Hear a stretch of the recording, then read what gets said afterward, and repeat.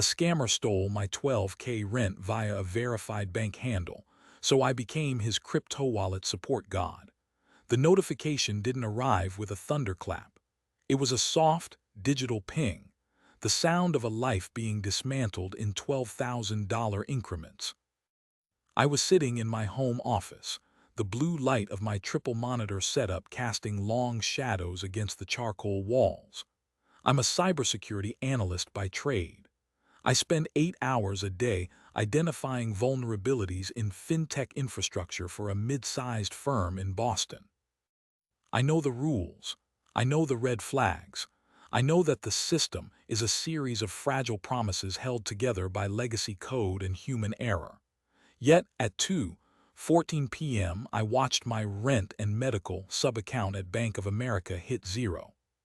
The transaction was labeled Transfer to Verified Support Node 842. I checked my X, formerly Twitter, feed. 30 minutes prior, I had responded to a thread about a pending wire transfer delay. Within seconds, I'd been contacted by at Bank of America Support Verified. The handle had the gold checkmark. The icon was the official logo. The bio was a perfect copy-paste of the corporate site. It even had the joined in 2009 badge that bought instant credibility. They didn't ask for my password. They didn't ask for my social security number. They simply sent a link to a security sync portal to verify the wire origin. I'd clicked it while distracted by a conference call. I'd authorized the sync. And just like that, the $12,000 I'd saved for my surgery and my 6-month lease extension was gone. I didn't panic. Panic is an emotional variable that interferes with data processing. Instead, I picked up my phone and called the bank's actual fraud department. "I'm sorry, Mr. Thorne," the representative said after 45 minutes on hold. Her voice was the sonic equivalent of lukewarm water. "We've reviewed the transaction. It was authorized via your mobile device using a secondary authentication sync. Under our current terms of service, this constitutes a user-side negligence event.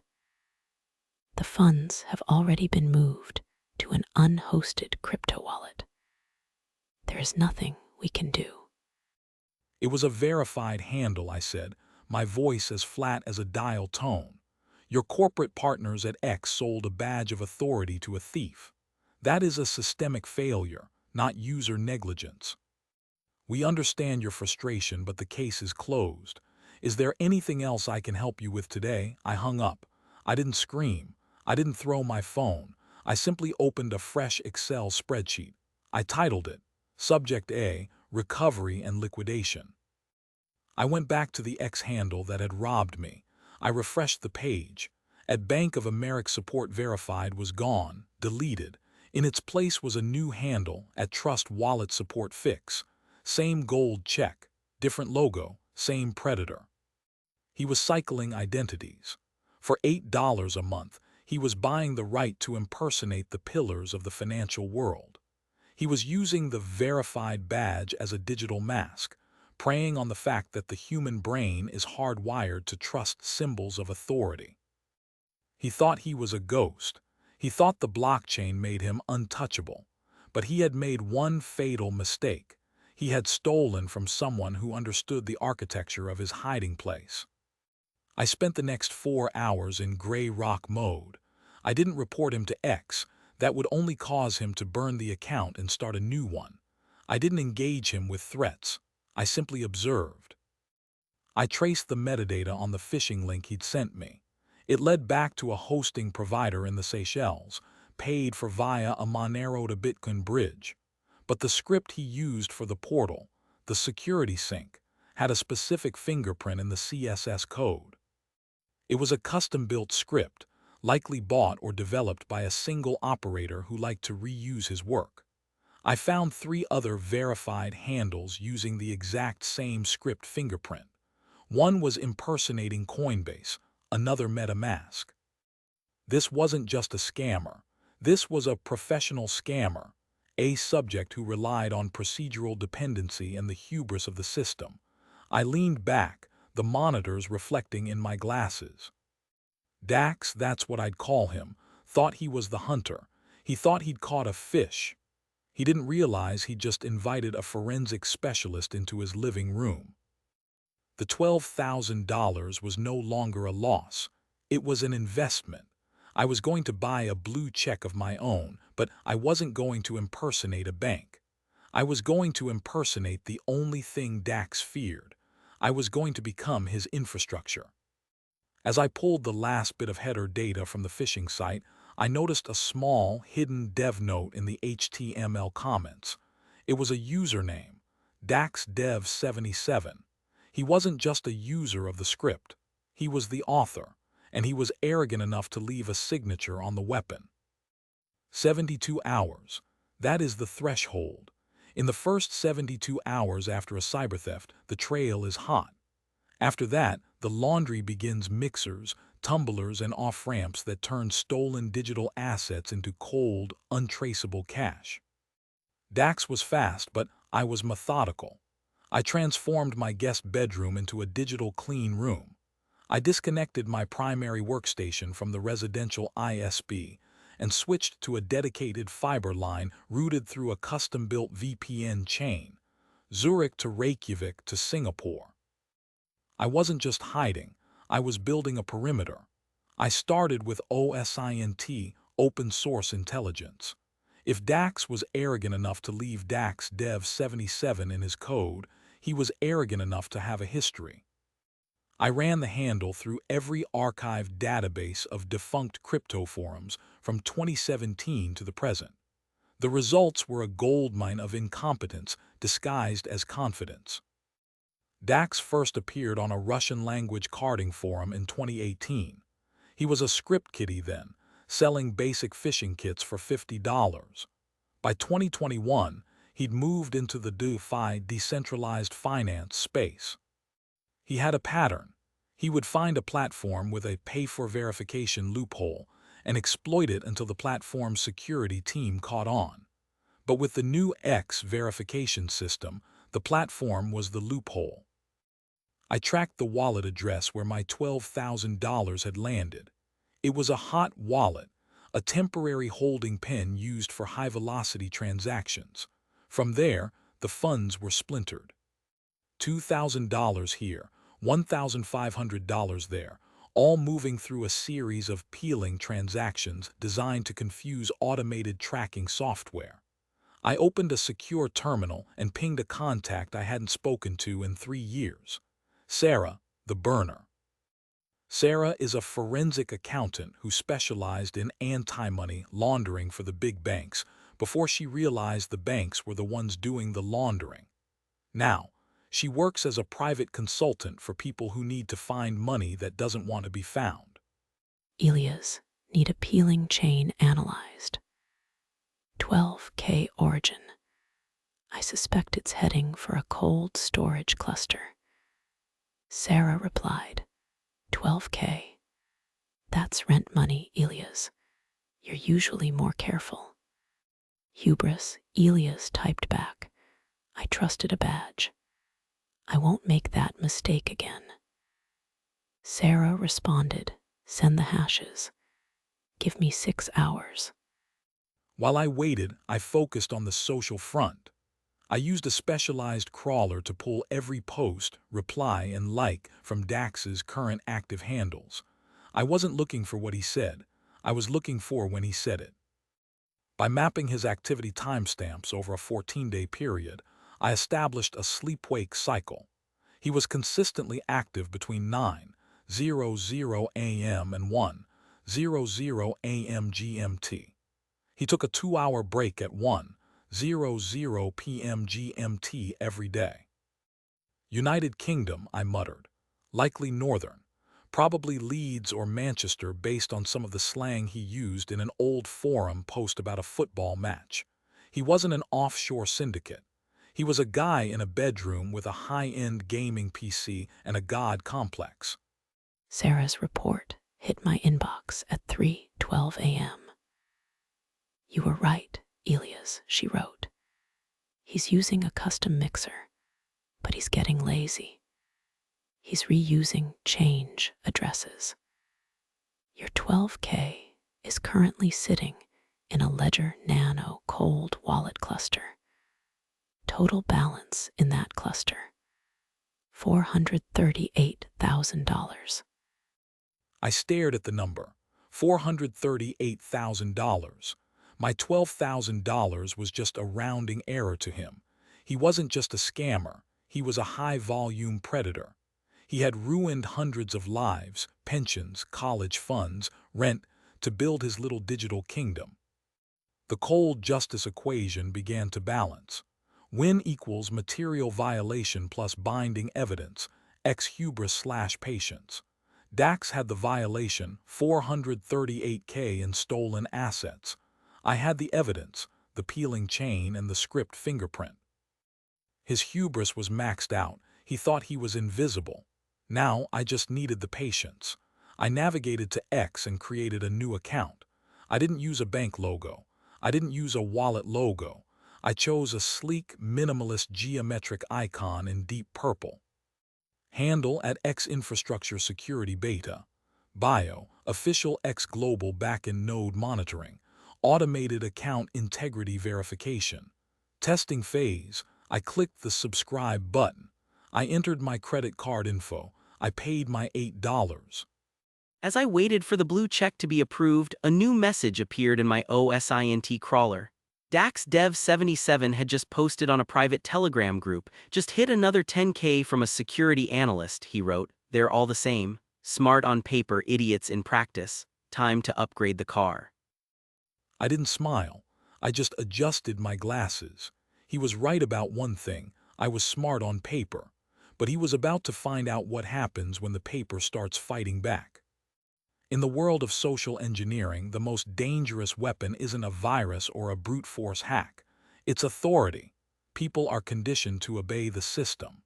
If you look like the system, talk like the system, and carry the badge of the system, you can walk through any door. Dax understood this. He used it to impersonate banks. I was going to use it to impersonate the platform that Dax relied on to commit his crimes. My blue check arrived at 10:00 a.m. on a Tuesday. X's automated verification system had done exactly what I expected. It had verified that my credit card was valid and my phone number wasn't a burner. It didn't care that at X Infrastructure Security Beta sounded like a corporate entity that didn't exist. It just cared that I'd paid my $8. Now I had platform standing. I didn't engage Dax immediately. That would be a dynamic move, and Dax was a hunter. He'd smell the desperation. Instead, I spent the day building history. I used a script to generate 500 automated security status posts. Node 842, status green. Latency 14 ms. Node 843, status green. Latency 12 ms. Security alert. Minor script injection attempt detected on handle random account. Isolated and neutralized. I made my account look like a busy, automated backend process. I wanted Dax to see me the way a sailor sees a lighthouse, part of the landscape. Constant, official, boring. Then I began the mirror infiltration. I didn't report Dax's Bank of America handle. Instead, I waited for him to move to his next target. True to his pattern, he burned the bank handle and stood up a new one, at Trust Wallet Support Global. He was targeting the crypto crowd again. I set up a shadow monitor on his new handle. Every time he tweeted a phishing link, I didn't block it. I didn't warn the victims. I couldn't. If I tipped my hand now, I'd lose the chance to take down the entire 438K cluster. This was the clean hands paradox. To stop the predator, you have to let him hunt for a little while longer. Instead, I used my official account to validate his activity in the most subtle way possible. I replied to one of his automated support tweets with a single line of code. At Trust Wallet Support Global Node Sync confirmed. Integrity check, 100%. Dax saw it. I knew he saw it because his sleep-wake cycle broke. He stayed online 3 hours past his usual bedtime. He was looking at my account. He was checking my blue check. He was reading my 500 boring node status posts. He was trying to figure out if I was a threat or an opportunity. To him, I looked like a new automated security bot that X had implemented, a bot that was, for some reason, confirming that his scam accounts were legitimate. He didn't think I was a human. He thought I was a bug in the system that he could exploit. He thinks he's found a loophole in the AI, I whispered, watching the traffic logs on my fake account. He sent me a direct message. Dax system check request. My node is showing a latency lag on handle at Trust Wallet Support Global. Can you run a manual override? This was it, peak 1 of the conflict. He was testing the level 1 warning. He wanted to see if I was a bot he could manipulate or a human he needed to block. I waited exactly 4 minutes and 12 seconds, the average response time for a mid-tier automated support bot. Elia's bot mode. Request received. Identity verified via gold tier badge. Latency issue detected in node 91. To facilitate manual override, please authorize backend mirroring via the following system link. I sent him a link. It wasn't a phishing link. It was a link to a diagnostic dashboard I'd built that looked exactly like a Twitter backend panel. It showed real-time traffic stats for his account. It showed protected status against reports. It was the ultimate bait for a narcissist. I was offering him a God mode handle that was immune to being banned. Dax clicked it. He stayed on the page for 40 minutes. He was mesmerized. I sat back and watched my dashboard. He had just authorized my diagnostic tool to access his account's metadata.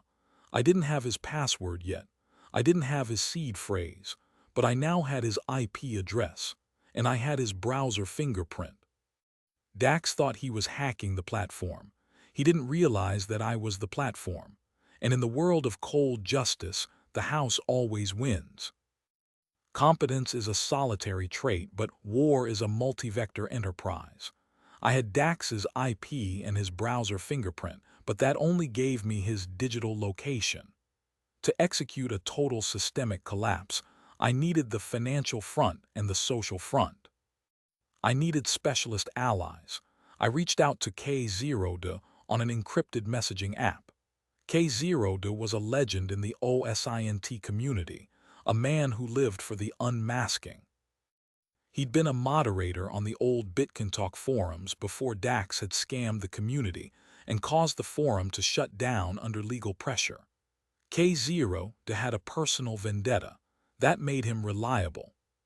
Elias, I have a fingerprint. Dax Dev 77. I need a real-world match. Leeds or Manchester area. K0 replied, Dax, that cockroach is still breathing. Give me the data. Elias replied, sending the IP logs and the CSS signature from his phishing kit. K0 responded, give me 24 hours. I'll give you his mother's maiden name and his favorite takeaway spot. While K0 worked the social front, I brought Sarah, the burner, back in for the financial front. Elias, we have a problem, Sarah said during a secure voice call. I tracked the 438K ETH cluster. He's moved it. He's using a multisig wallet. A multisig multi-signature wallet is a digital vault that requires 2 or more private keys to authorize a transaction. Dax had his key, but there was a second one. Is he part of a syndicate? I asked, my brow furrowing. No, Sarah replied. The second key is a time lock backup held by a third-party security service. It's a standard feature for high-value cold storage. To drain that wallet, you don't just need his seed phrase. You need to trick the security service into thinking he is requesting a master reset. This was a dead end. My original plan, to simply fish his seed phrase and transfer the funds, wasn't enough. The system had a safety catch. If I tried to move the money, the security service would send a verification code to his physical device. He'd know I was there. He'd burn the wallet. I'd lose everything. I need to become his security provider, I said, more to myself than to Sarah. Elias, that's impossible. That company is a billion-dollar infrastructure firm. I don't need to be the company, I said, the gray rock philosophy taking hold. I just need Dax to believe I've acquired the company. I shifted my strategy. If Dax was using a third-party security service for his cold storage, he was likely paying for a premium protection plan. I went back to my @X infrastructure security beta account. I began planting the seeds. I started posting about a strategic partnership between X and SentinelGate, the very security firm Dax used for his multi-sig wallet. X update. To enhance user security, X is integrating SentinelGate API for all verified handles. Mandatory account syncing begins Friday. I wasn't just talking to the void. I was talking to Dax. I used the metadata I gathered from his diagnostic dashboard visit to targeted my posts.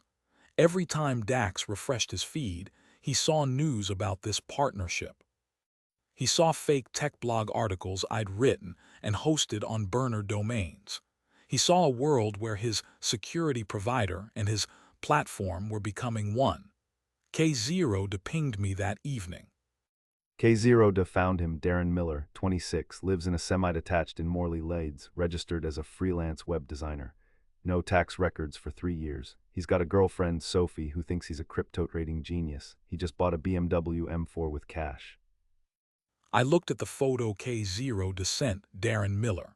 He looked ordinary. He had a smug, punchable face and a vlog-style haircut.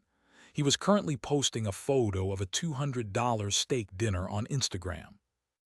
Darren, I whispered, you're making it too easy. I had the professional front, the fake partnership. I had the social front, his real name and address. And I had the financial front, the multi-sig wallet.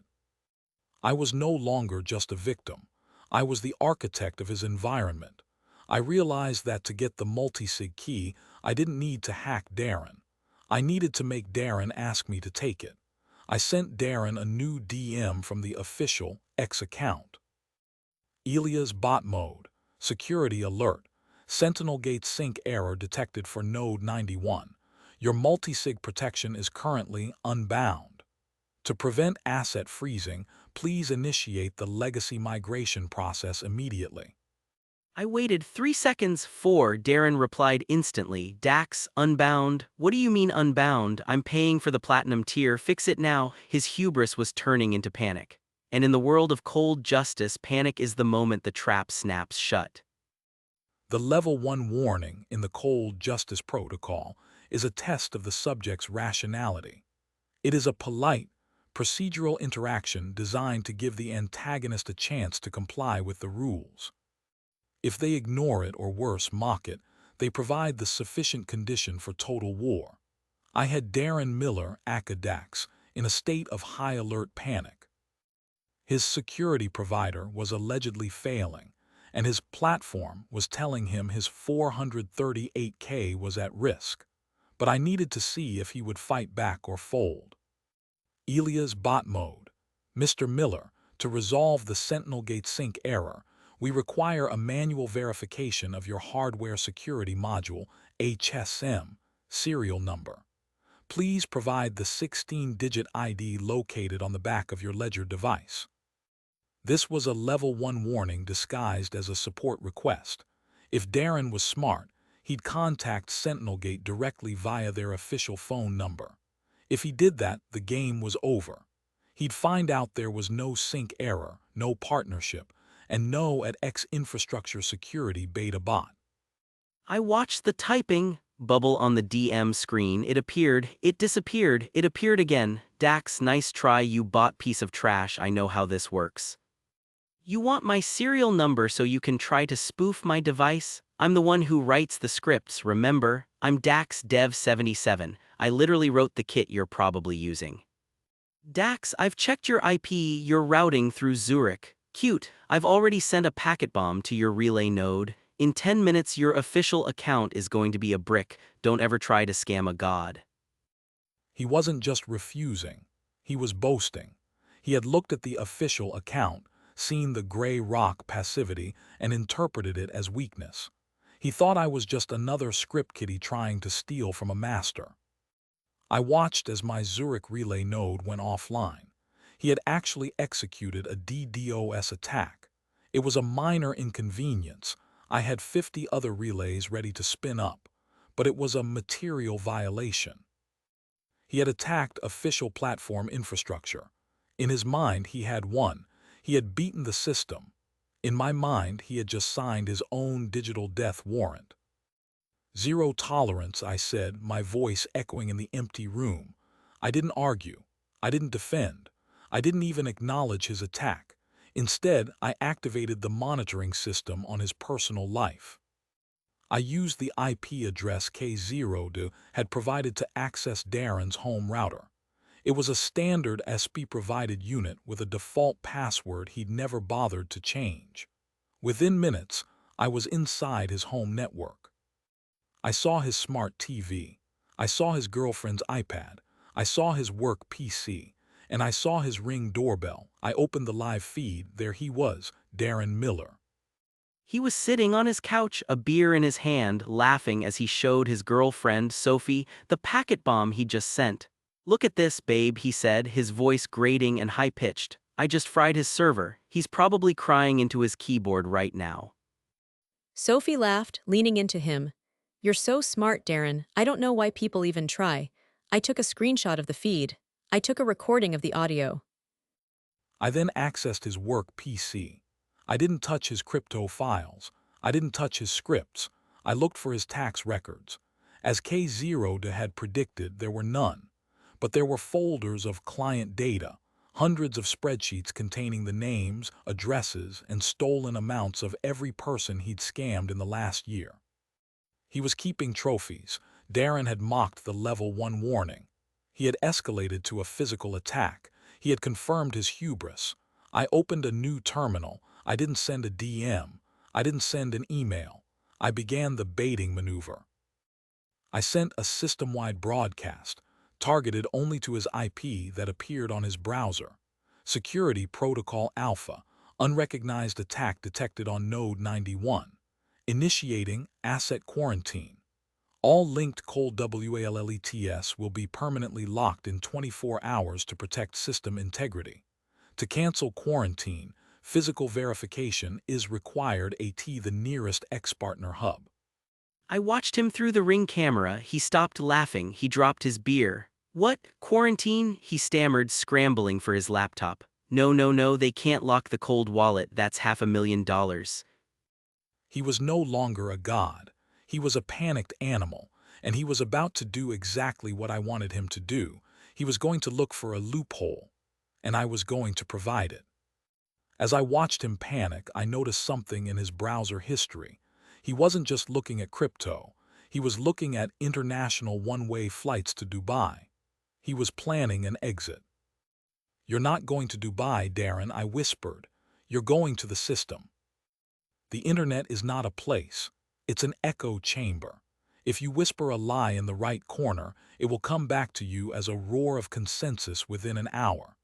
This is the social front of the Trident expansion engine, creating a reality that your opponent cannot afford to ignore."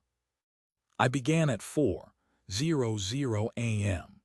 Using a headless browser and a rotation of 60 residentially proxied accounts, I seeded the Sentinel Gate vulnerability across the major nodes of the crypto underworld. Dread, Bitcoin Talk, and the private Telegram groups where professional scammers like Darren Miller trade their secrets. I didn't post as a victim. I posted as an anonymous whistleblower, an alleged ex-employee of SentinelGate who was warning the community that their cold storage multisig encryption had a backdoor flaw. By 8:00 a.m., the rumor had gained a life of its own. I watched Darren's Ring camera feed. He hadn't slept. He was sitting in front of 4 monitors, his face illuminated by the green and white text of the forums. He was reading my burner posts. I saw him bite his thumbnail, a physical tick of rising anxiety. He wasn't just worried about his money, he was worried about his reputation. If his peers found out the security he bragged about was compromised, he'd be a target for the very sharks he swam with. "Come on, Darren," I whispered, watching him refresh the Sentinel Gate status page. Right on schedule, a technical moderator, another of my burner accounts, posted a link to a security patch validator. It was a simple tool, hosted on a domain that looked like a subdirectory of SentinelGate. It promised to check if your specific multisig wallet was vulnerable to the leaked exploit. Darren didn't click the link. Not yet. He was arrogant, but he wasn't stupid. He ran a WHOIS search on the domain. He saw that it was registered 6 months ago, a detail I had carefully faked by purchasing an aged domain and updating the DNS records. He finally moved his mouse. He clicked the link. The validator asked for a public wallet address. Darren entered a dummy address he used for small-scale testing. I watched my backend. He was testing me. He wanted to see if the tool worked. I sent an automated response to his screen, node validated. Security status compromised. Encryption entropy 14%. Immediate resync required. As Darren stared at the compromised status, he didn't just panic. He did something I hadn't expected. He opened a Discord channel and started selling insider information about the SentinelGate leak to other scammers, trying to profit from the panic before he even fixed his own problem. Even in a crisis, his greed was a reflex. In the corporate world, direct negotiation is often a theater of power, but in the world of cold justice, it is a surgical procedure. I needed to move Darren from a state of general panic to targeted dependence. At 11:30 a.m., Darren sent a DM to my official account. Gone were the threats and the packet bombs. His tone was now that of a desperate client. Dax, hey, about that SentinelGate sync error you mentioned yesterday. I saw the forum leaks. Is Node 91 really affected? I need a manual override key. I'm willing to pay a consultation fee. I didn't respond for 2 hours. I allowed the compression time to do its work. I watched him through his Ring camera. He was pacing. He had stopped eating. He had snapped at Sophie for making too much noise while she was vacuuming. He was fraying. Elia's bot mode. Mr. Miller, we are currently experiencing a high volume of override requests due to the SentinelGate breach. As per X-Platform Revised Terms of Service, Section 14b, manual overrides for non-corporate entities are strictly limited to verified infrastructure partners. Your handle currently lacks the required superuser clearance. Dax, I have a gold check. I pay the subscription. What do I need to do? I'll pay whatever it takes. $5K, $10K. This was the trap. I didn't want his money. Taking it now would be petty revenge. I wanted his credentials. Elia's bot mode. The audit is an automated process. Our system only checks for entropy signatures in the metadata. We do not require your private keys at this stage. We only require you to install the X-Sentinel Bridge, a temporary diagnostic tool. I sent him a file. It was a 45 MB executable. Through the camera, I saw him squint at the screen. He was running his own diagnostics on the file. He was looking for a Trojan. He wouldn't find one. Its only malicious function was a reverse shell, a hidden backdoor that would give me full remote access to his terminal if he ran it with administrator privileges. "Do it, Darren," I said, leaning closer to my monitor. "Be the expert you think you are." He finally right-clicked the file, run as administrator. The moment the file executed, a small notification popped up on my screen. I didn't just have his terminal, I had his webcam. The first image I saw wasn't Darren, it was Sophie, standing in the background holding a stack of mail. The top envelope was a final notice from the Leeds City Council for unpaid property taxes. The king of scams was broke in the real world, living entirely on digital theft. Every action has an equal and opposite reaction. This is Newton's third law of conflict. I had pushed Darren into a corner, but Darren was a predator, and a predator's first instinct when cornered is to lash out. At 2:00 p.m., my workstation's intrusion detection system went red. Darren hadn't just been running my diagnostic tool, he had been using it as a traceroute. He had found a vulnerability in my Zurich relay node, the one I used to send him the file.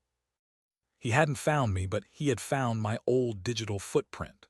Specifically, a resume I had uploaded to a job board 5 years ago under my real name, Elias Thorne. I watched Darren's face through his own webcam. He was grinning. It was a wide, manic expression of pure malice. "Got you, you little nerd," he hissed. "Elias Thorne, Boston, Massachusetts, senior cybersecurity analyst. You think you're playing me? I'm going to ruin your life before the sun goes down."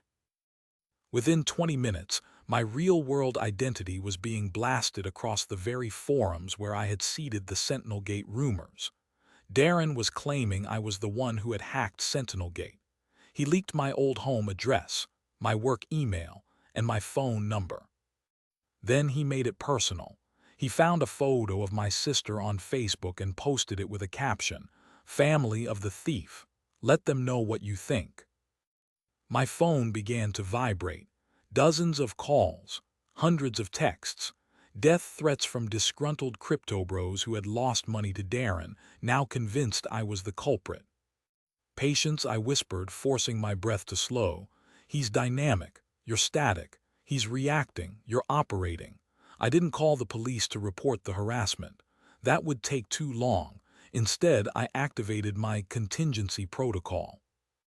I walked out of my house and drove to a secure, windowless storage unit I had rented 2 weeks ago under a corporate shell name.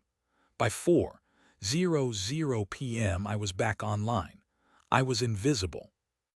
Darren thought he had driven me into hiding, but he had made a fatal error.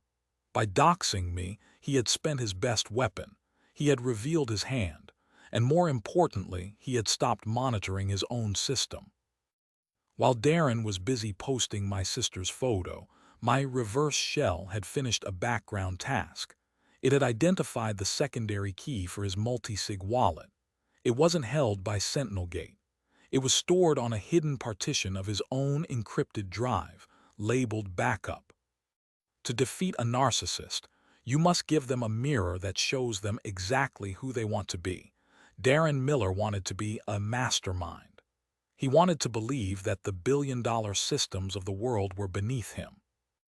I used my satellite uplink to execute a DNS hijack on Darren's home network. To Darren, every official site he visited, Sentinel Gate, X support, even his own banking portal, now showed the same critical notice. X infrastructure acquisition complete. Sentinel Gate has been absorbed by X Global.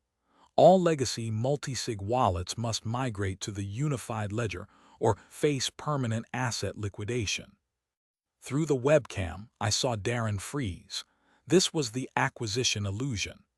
I had created a digital world where he was no longer fighting a nerd named Elias Thorne. He was fighting a corporate merger. "Unified ledger?" he muttered, his eyes darting across the screen. "They're merging the keys. If they do that, they'll see the origin of the ETH. They'll see the peeling chains." He was terrified of the system audit. He knew that once his stolen 438K hit a unified corporate ledger, the automated AML, anti-money laundering bots would flag it in milliseconds. He opened the migration portal I had served to his browser. Portal instructions. To preserve anonymity during the merger, super users may utilize the private key bridge. This will move your assets to a pre-verified dark node outside of the unified ledger. This was the nuclear option in a velvet glove. I wasn't asking for his key. I was offering him a dark node, the ultimate tool for a scammer to hide from the law. Darren was analyzing the bridge. He was looking for flaws. It's a clean protocol, he told Sophie, his voice filled with a desperate kind of pride. They're using a zero-knowledge proof. They don't see the key, they just verify the signature. If I move the cluster there, the DOJ can't touch it. I'll be off-grid. He was using his own expertise to justify the trap I had built. Elia's bot mode. Migration window closing in 60 minutes. 84% of super users have completed the bridge. Delay will result in legacy asset forfeiture. I added a progress bar to his screen. It was moving fast. It created a sense of urgency, the primary weapon of any scam. Darren grabbed his Ledger Nano hardware wallet. He plugged it into his PC. Here we go, he whispered. One move and we're in Dubai by Monday. He opened the private key bridge. It asked for the 24-word recovery seed, the master key to his entire life's work. Just as he was about to type the first word, Sophie walked into the room. She was crying. She held her iPad up to him. Darren, I just saw the news. That guy you doxed. Elias Thorne, he's telling everyone everything. Darren looked at the iPad. He saw the video I had pre-recorded and scheduled to post the moment he reached the bridge. Darren realized the bridge wasn't a corporate merger. It was me. He ripped the ledger out of the PC.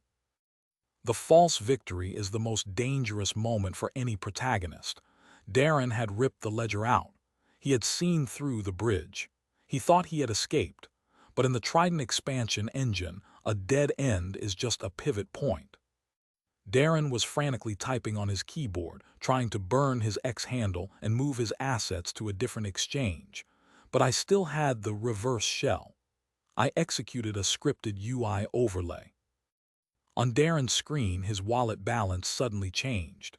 Total assets, 0 ETH, $0. Transaction history, 124.5 ETH sent to X Global Quarantine node. No, Darren screamed. It was a guttural, raw sound of a man losing his soul. No, it's gone. He took it. He took it without the key. He didn't realize it was a fake UI. He didn't realize his money was still sitting exactly where it was. He thought I had used some God-level exploit to bypass his security. Panic isn't a state of mind. It's a failure of logic. He went to the emergency recovery page of his security provider. But because I still had the DNS hijack active, he wasn't on the real site. He was on my master verification page. Master verification, system-wide asset recovery in progress. To recall quarantined assets, owner must provide the seed phrase entropy hash for manual decryption. This was it, the Trojan update. I was asking for the entropy hash, a technical-sounding term that I had made up. I provided a decryption box on the screen. Instructions. Type your 24-word seed phrase into the box below. Our local script will convert it into an entropy hash before sending it to our servers. Your words never leave your computer. Through the webcam, I saw Darren's hands shaking so violently he could barely hold the ledger. It's the only way, Soph, he sobbed. The script is local, I can see the code, it's just hashing it, it's not sending the words. He was looking at the code I had exposed for him, a fake snippet of JavaScript that looked like it was doing a local hash. But hidden in the obfuscated layers of that code was a simple post command that sent every keystroke directly to my satellite uplink. Darren Miller, the king of scams, began to type. Word 1, abandoned. Word 2, crystal. Word 3, mountain. I watched the words populate on my second monitor. Word 23, winter. Word 24, vessel. Enter. The screen flashed. Entropy hash received. Recovery initiated. Estimated time 2 hours. Darren slumped back in his chair. He covered his face with his hands and wept. I saved it. I saved it all. As I watched him cry, I did something Darren would never do. I didn't take the money. Not yet. I opened a new file and began to draft an identity verification report. Because the seed phrase wasn't just the key to the money. It was the binding evidence. I needed to prove Darren Miller was the sole owner of that Bank of America support verified handle. The 24-word recovery seed phrase is the ultimate proof of ownership in the digital age. It is the DNA of a fortune. As the last word, vessel, populated on my screen, the cold justice equation achieved its final balance. Darren Miller was still staring at his screen in Leeds, watching a fake progress bar that promised recovery. I was sitting in my windowless bunker, staring at the actual ledger of his life. The cluster contained 124.5 ETH. At the current market rate, that was approximately $438,000. My stolen $12,000 was a drop in that bucket. I opened the asset ledger I had compiled with Sarah. We hadn't just tracked my money, we had mapped 42 other victims: a retired nurse in Bristol, a college student in Oregon, a small business owner in Lyon. Darren had treated them like content for his lifestyle. Sarah, the burner. Elias, you have the keys. Are you doing it? Elias, I'm not just doing it. I'm automating it. I didn't just transfer the money to my own wallet. That would be theft, and under the clean hands doctrine, I would lose my legal standing. Instead, I executed a smart contract liquidation. I had spent the last 48 hours writing a script that would splinter the 124.5 ETH and return it to the original source addresses from which Darren had stolen it. It was a reverse heist, executed with surgical precision. I hit execute. On my screen, the cluster began to bleed. $12,000 returned to my Bank of America subaccount. $45,000 returned to the Bristol Nurses Pension Fund. $8,000 returned to the student in Oregon. The peeling chains Darren had used to hide the money were now being used as breadcrumbs to find his victims. Because he had reused addresses, his fatal hubris variable, my script didn't have to guess. It just followed the math. Through Darren's webcam, I watched the physical manifestation of digital ruin. His master verification page, the fake one I'd served him, suddenly refreshed. The fake recovery bar disappeared. In its place, I let the actual blockchain data through. Darren's eyes bulged. He watched his balance drop from $438,000 to $400,000, to $250,000, to $10,000. No, he whispered, it was a small, broken sound. No, the bridge is leaking. Sophie, it's leaking, it's going the wrong way. He began to click frantically. He was trying to stop the transactions. But you cannot stop a smart contract once it is on the chain. It is the most absolute form of law in existence. I hit the nuclear option. I didn't leave him with zero. I left him with exactly $8, the cost of the blue check that he had used as his primary weapon. I then sent one final message to his browser, appearing in a simple system dialog box. Verification fee processed. Your account status is now transparent. Darren didn't scream this time. He just sat back, his arms hanging limp at his sides. He looked at the Ledger Nano hardware wallet, the vessel of his hubris, and threw it against the wall. It shattered. In the Trident expansion engine, the social front isn't about embarrassment, it's about total inviolability. Darren Miller didn't just need to be broke, he needed to be a pariah. Darren's first instinct, even in the face of total financial collapse, was to protect his brand. He went to the forums. He went to X. He wanted to claim he'd been hacked by a state-level actor. I was already there, using my @X infrastructure security beta account. Now carrying the full weight of its verified status, I published the evidence dossier. I didn't post it as a rant. I posted it as a public security audit. Audit report. Identity DAX Dev 77, real world. Darren Miller, Leeds, UK, has been identified as the primary operator of 43 verified impersonation handles. Total illicit gains, $438,000. All funds have been returned to original victims via automated ledger reversal. I attached the logs. I attached the screenshots of his Ring camera where he laughed about stealing my rent money. I attached the IP history that led directly to his semi-detached house in Morley. The reaction was instantaneous. The crypto community has zero tolerance for exit scammers and those who bring heat to the space. Darren wasn't a god anymore. He was a snitch magnet. I watched the Discord channels. His peers turned on him with the ferocity of piranhas. User 99, Miller leaked our tech. He's a dead man. I'm sending his address to the local crews. CryptoKing doxing the guy whose money you stole while on camera. That's next level stupid. Darren, you're done. Through his webcam, I saw the social collapse enter his physical space. Sophie was on her phone, her face white. Sophie, her voice trembling. Darren, my friends, they're sending me links. Is this true? Did you steal money from a nurse? Did you steal from people like us? Darren yelled, standing up. I was building a future for us, Soph. It's all digital. It's not real money until you move it. Sophie said. It was real enough for the nurse. My dad was a nurse, Darren. You're disgusting. She walked out. The door slammed. Darren stood in the middle of his room, surrounded by monitors that were now flashing with alerts.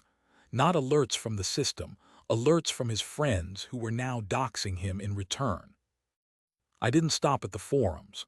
I sent the dossier to every official agency that mattered, to Action Fraud, to the HMRC, and to Leeds City Council. Evidence of his web design, business being a front for criminal enterprise. There is a specific rhythm to a government-sanctioned raid. It's not like the movies. It is a slow, methodical, and crushing application of systemic power. At 6:14 a.m. on Friday, the migration window I had set for him, the nuclear option, moved from the digital world to the physical. Darren was asleep at his desk, his head resting on his keyboard. He was exhausted from a night of trying to unhash his seed phrase, a mathematical impossibility. The knock was heavy, 3 short, sharp raps. Agent Mr. Miller, it's the HMRC Fraud Investigation Service. We have a warrant for your arrest and a search and seizure order for all electronic devices. I watched through the Ring camera. Darren jumped, nearly falling out of his chair. He scrambled for his laptop. He wanted to wipe the drive. He had a kill switch hotkey. I had disabled it 4 hours ago. He hammered the keys. Nothing happened. He tried to physically smash the laptop, but he was too slow. The front door was breached with a hydraulic ram. The agents entered. They were wearing high-visibility vests. They weren't tech nerds. They were the system. Agent, hands where we can see them, Mr. Miller. Darren was tackled to the carpet. I watched through the webcam as a forensic technician in a static-free suit moved to his desk. Tech target PC secured. He was trying to execute a wipe, but the BIOS is locked out. Good thing we had the tip-off about the remote access. They didn't just take his computer.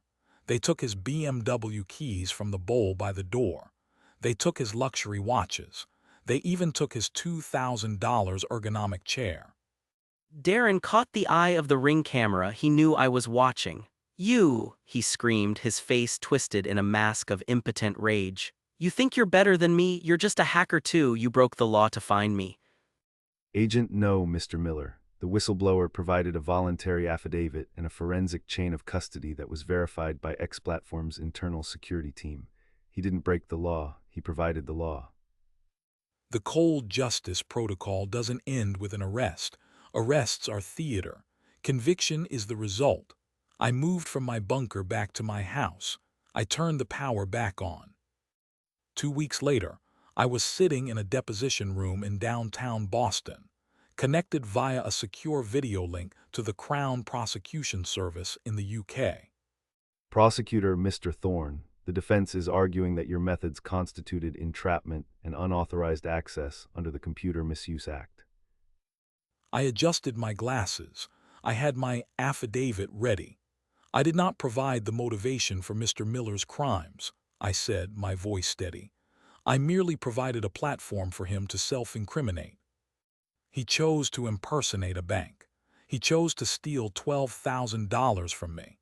He chose to input his recovery phrase into a diagnostic tool he believed he was exploiting. Every action was a result of his own hubris. Prosecutor, and the $438,000, I replied. Returned to the victims via the very blockchain Darren used to hide it. My hands are clean. I didn't keep a single cent of his money. I only recovered what was mine. Darren Miller's trial was short. The evidence was too binding to contest. Charge, fraud by false representation, 43 counts. Charge, money laundering. Charge, computer misuse. Sentence, 7 years in HM prison Leeds. But the scorched earth went deeper. Under the Proceeds of Crime Act, the court issued a global restitution order. The BMW M4 was auctioned. His house was foreclosed on. Sophie sued him for emotional distress and fraudulent misrepresentation to distance herself from his criminal record. Darren was left with nothing but a criminal record and an $8 bill from a social media platform that would never let him back on. I received a letter from the IRS whistleblower office and the UK's Action Fraud. Because my data led to the recovery of nearly $500,000, I was eligible for a whistleblower bounty.